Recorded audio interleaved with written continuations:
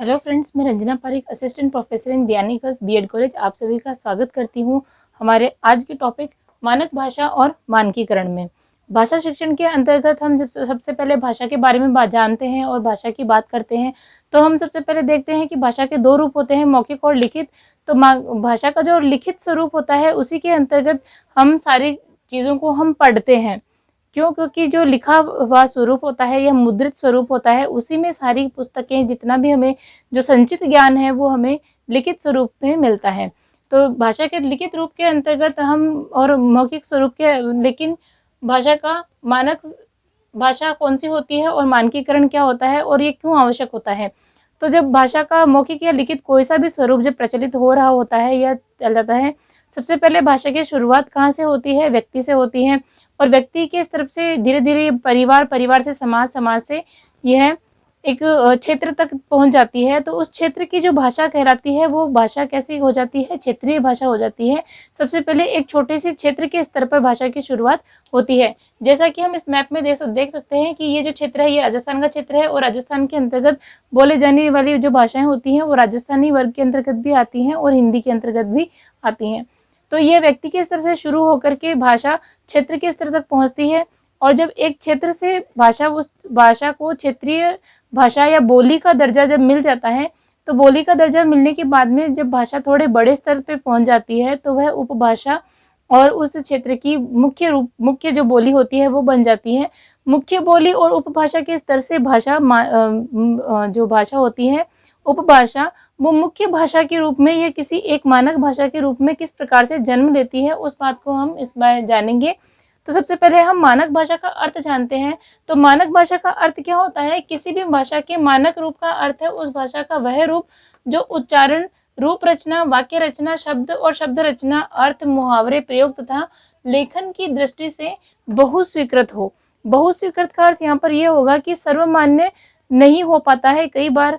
क्यों नहीं हो पाता है? क्योंकि जितने व्यक्ति होते हैं, उतने अलग अलग प्रकार के मत होते हैं। हर व्यक्ति का मत एक अलग मत होता है। तो सबसे पहले, जैसे ही हमने इस वीडियो में बात करी थी, सबसे पहले हमने क्या बात की थी कि भाषा कहाँ से शुरू होती है? भाषा व्यक्तिगत स्तर से शुरू होती है और भाषा का प्रयोग भी व्यक्तिगत होता है। क्यों? क्योंकि हर व्यक्ति भाषा को अपने अपने जरूरत के हिसाब से, अपनी आवश्यकता के हिसाब से और अपने ज्ञान के हिसाब से उस भाषा का प्रयोग करता है। इसलिए भाषा व्यक्तिगत स्तर से शुरू होती है और व्यक्तिगत स्तर से शुरू होकर के भाषा कहाँ पहुँचती है? मानक भाषा के स्तर तक पहुँचती है।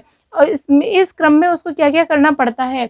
तो भाषा के बहुत से पहलू होते हैं। जैसे भाषा के पहलू होते हैं रूप रचना, उसका उच्चारण, उसका वाक्य रचना। क्यों? क्योंकि जैसे हम बहुत से शब्द होते हैं जिनका हम उच्चारण के आधार पर, जैसे हम है और हैं, दो प्रकार के यहाँ पर वर्ण हो गए हैं, इनका उच्चारण भी अलग अलग है। तो अलग अलग उच्चारण के हिसाब से अलग अलग वाक्य रचना, अलग अलग स्वरूप रचना, शब्द और शब्द रचना का होती है। जैसे एक शब्द होता है कनक और दूसरा शब्द भी हो जाता है कनक। कनक, एक ही कनक के दो अर्थ होते हैं। तो दोनों कनक, जैसे हमने एक दोहे के रूप में देखते हैं कि कनक कनक ते 100 गुनी, मादक ता अधिकाय, व पाए बोराए जग, व खाए बोराए। अर्थात एक कनक जो होता है, जो स्वर्ण है, उसको तो केवल पाने से ही पगला जाता है और दूसरा जो कनक है धतूरा, उसको खाने से व्यक्ति पगला जाता है, अर्थात बोरा जाता है, अर्थात उसको सुध बुद्ध नहीं रह जाती है। तो इस तरह से रूप रचना और शब्द रचना और शब्द के जो प्रयोग हैं, प्रयोग के आधार पर भी भाषा बदल जाती है। भाषा का अर्थ, शब्द का अर्थ बदलने से वाक्य का अर्थ बदल जाता है और वाक्य का अर्थ बदल जाने से पूरा ही अर्थ या मीनिंग जो होता है कहने का, वो बदल जाता है। इसलिए एक हमने इसमें अर्थ और प्रयोग देखते हैं। प्रयोग तथा लेखन की दृष्टि से बहुस्वीकृत होना चाहिए। अब यहाँ पर जो एक उदाहरण के द्वारा हम समझ लेते हैं इसको। जैसे यहाँ पर दो शब्द मैंने लिखे हैं। पहला है प्लीज, PLEASE। प्लीज शब्द की स्पेलिंग, जिसका जो संपूर्ण उच्चारण होता है वो प्लीज होता है। अब इसमें वर्तमान में उपयोग की दृष्टि से और अर्थ की दृष्टि से, अब जैसे जैसे जो भी जनरेशन आ रही है या जो व्यक्ति अपने हिसाब से यहाँ पर प्रयोग कर रहे हैं और इसका जो अर्थ है और इसका लेखन है, तो अब इसमें लिखने में क्या करते हैं? समय का अभाव सब जगह होता नहीं है, लेकिन हमने इसको वर्तमान में इसको फैशन बना लिया है या इसको आदत में डाल लिया है कि प्लीज की जगह शॉर्ट हैंड में PLZ लिख देते हैं, PLZ लिख देते हैं, PLS लिख देते हैं, और समझने वाला भी इसका अर्थ प्लीज ही समझता है। और दूसरा उदाहरण हम ये देखते हैं कि हिंदी में भी कई पाठांतर मिलते हैं, जैसे चाहिए शब्द होता है, वो चाहिए इस तरह से भी लिखा जाता है। लोगों में, बहुत से लोगों में इसमें कंफ्यूजन है, बहुत से लोग इसका मानक स्वरूप उनको नहीं पता है। चाहिए और क्षेत्रीयता के स्तर पर और चाहिए और चाहिए, इस तरह के चाहिए के शब्द के अर्थ में ये चारों शब्दों का प्रयोग किया जाता है, लेखन में भी किया जाता है और बोलने में भी किया जाता है। लेकिन इसका जो सर्व स्वीकृत या स्टैंडर्ड जो मानक जो स्वरूप है वो क्या है, चाहिए। और प्लीज में जो मानक जो है वो क्या है, प्लीज। अर्थात ये प्लीज जो हमने देखा है या चाहिए का हमने जो उदाहरण लिया है, ये आप पूरे विश्व के स्तर पर कहीं भी चले जाइए, जो मानक स्वरूप होता है वो बदलता नहीं है। अर्थात एक, जैसे हम एक उदाहरण और ले सकते हैं, जैसे आम को हम आम कहते हैं, दूसरी भाषा में इसको, बांग्ला भाषा में, संस्कृत भाषा में कुछ और कह सकते हैं, लेकिन संपूर्ण विश्व के स्तर पर इसको अंग्रेजी में हम मैंगो कहेंगे और हिंदी में हम आम कहेंगे। तो ये आम और ये मैंगो, ये संपूर्ण विश्व के स्तर पर ये दो ही शब्द काम में लिए जाएंगे। अगर कोई तीसरी भाषा है तो उसमें भी आम को जो एक शब्द कहा जाएगा वो एक ही कहा जाएगा, दूसरा शब्द उसके लिए प्रयुक्त नहीं होगा। तभी हम एक चीज़ की पहचान कर सकते हैं और तभी उसका भाषा का स्वरूप जो है वो स्थिर रह पाता है और उस भाषा का अर्थ समझ सकते हैं। क्योंकि अगर व्यक्तिगत स्तर के हिसाब से देख लिया जाएगा तो फिर भाषा का स्वरूप ही बदल जाएगा और हर व्यक्ति की अपनी अपनी एक भाषा होगी, और इस तरह से दुनिया में जितने लोग हैं उतनी भाषाएं होगी।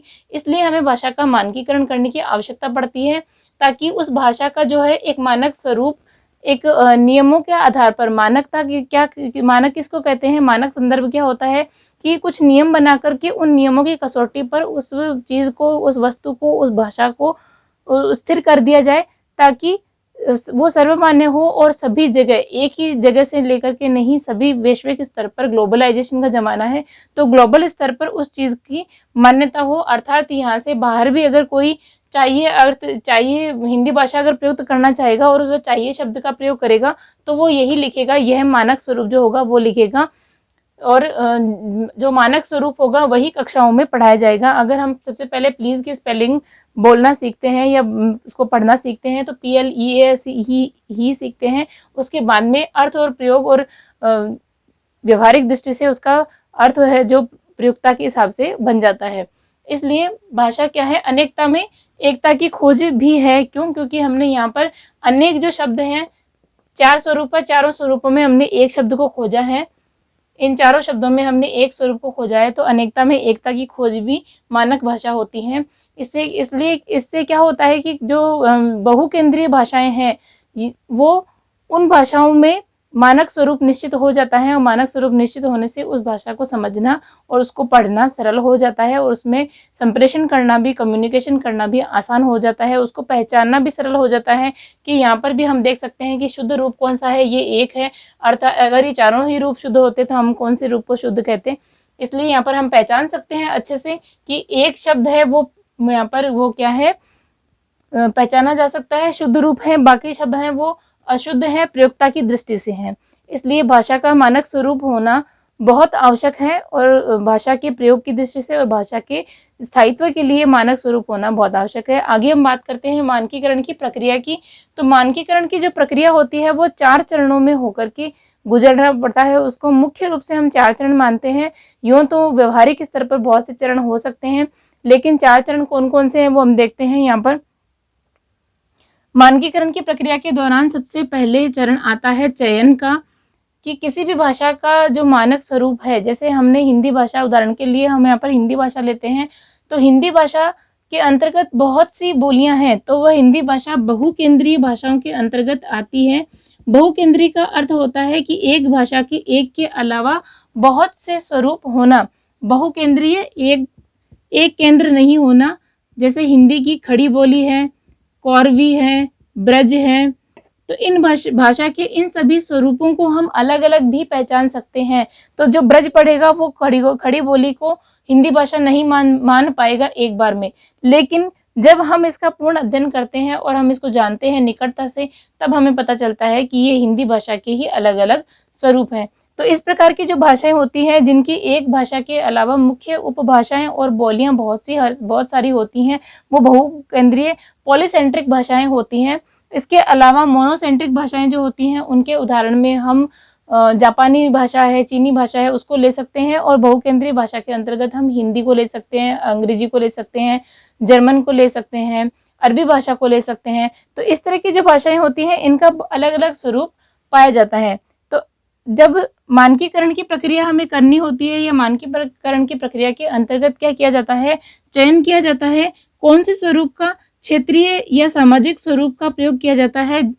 कोई भी मुख्य बोली या उपभाषा जो होती है, उसका चयन कर लिया जाता है। और मुख्य रूप से ये जो चयन किया जाता है, वो राजधानी, किसी भी देश की जो राजधानी होती है, या एक बहुत बड़े भूभाग पर बोली जाने वाली भाषा का चयन कर लिया जाता है। क्योंकि मानक भाषा जो होती है, वह लोक संवाद के रूप में और जनसंपर्क की भाषा का कार्य करती है, इसलिए उसको मानक भाषा का दर्जा दिया जाता है।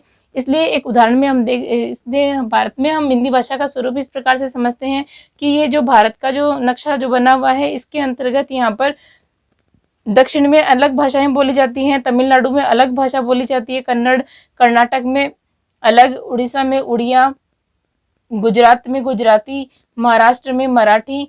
इस प्रकार जो अलग अलग भाषाएं बोली जाती हैं, उन सब भाषाओं को छोड़ करके भारत में मुख्य रूप से यह जो भूभाग है, इस भूभाग में ये लगभग 8 से 10 राज्य आ जाते हैं भारत के।